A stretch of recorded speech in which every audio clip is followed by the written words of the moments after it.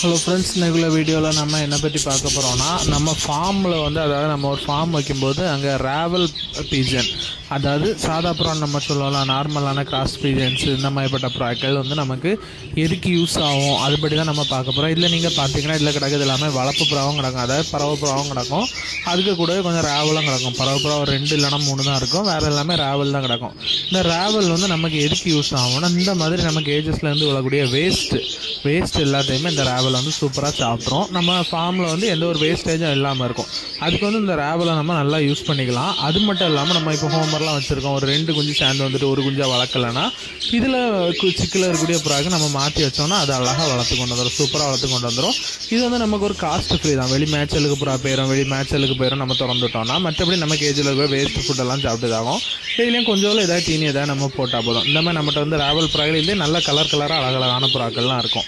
நீங்கள் பாருங்கள்.